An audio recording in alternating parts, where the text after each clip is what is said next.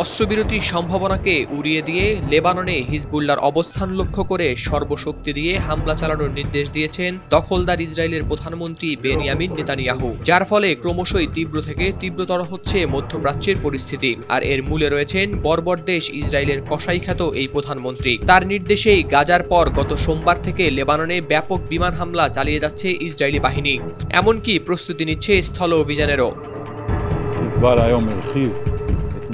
এদিকে লেবাননে সাময়িক অস্ত্রবিরতির আহ্বান জানিয়েছে যুক্তরাষ্ট্র, ইউরোপীয় ইউনিয়ন সহ বেশ কয়েকটি আরব দেশ। মূলত হিজবুল্লাহর উপর ইসরায়েলি হামলার ঘটনায় মধ্যপ্রাচ্যে সৃষ্টি হয়েছে সর্বাত্মক যুদ্ধের আশঙ্কা।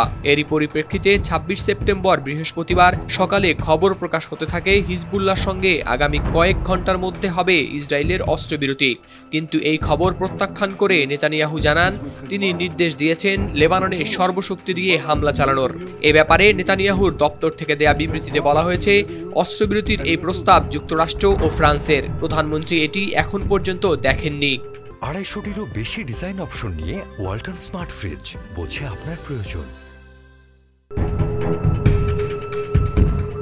অস্ত্রবিরতি প্রসঙ্গে যুক্তরাষ্ট্র, ইউরোপীয় ইউনিয়ন এবং কয়েকটি আরব দেশ যৌথভাবে একটি বিবৃতি দেয়। বলা হয় লেবাননে ২১ দিনের জন্য অস্ত্রবিরতির কথা। এছাড়া ইসরায়েলি সংবাদ মাধ্যম চ্যানেল 12-এও প্রকাশ করা হয় একটি প্রতিবেদন। এতে বলা হয় নেতানিয়াহু লেবাননে হামলার তীব্রতা কমানোর নির্দেশ দিয়েছেন। তবে চ্যানেল 12-এর প্রতিবেদন প্রত্যাখ্যান করে নেতানিয়াহুর দপ্তর জানায় তিনি হামলার তীব্রতা কমানো নয়, বরং লেবাননে হিজবুল্লাহর অবকাঠামো লক্ষ্য করে পূর্ণ শক্তি দিয়ে হামলা চালানোর নির্দেশ দিয়েছেন। এছাড়া একই সময় লক্ষ্য অর্জন না হওয়া পর্যন্ত গাজায়ও হামলা অব্যাহত থাকবে বলে জানায় ইসরায়েলের প্রধানমন্ত্রীর অফিস। দখলদার ইসরায়েলের পররাষ্ট্রমন্ত্রী ইসরায়েল কাৎজও পরবর্তীতে মাইক্রোব্লগিং সাইট এক্সে এক পোস্টে জানান, লেবাননে কোনো ধরনের অস্ত্রবিরতি হবে না। তিনি বলেন, বিজয়ের আগ পর্যন্ত সর্বশক্তি দিয়ে হিজবুল্লাহর বিরুদ্ধে হামলা অব্যাহত রাখবেন তারা, যেন উত্তরের বাসিন্দারা নিরাপদে তাদের বাড়িতে ফিরতে পারেন।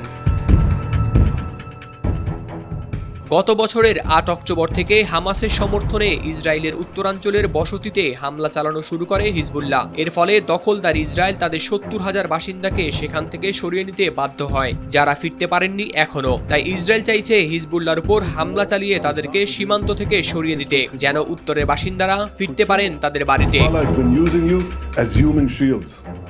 হাওলাদার শামীম, RTV।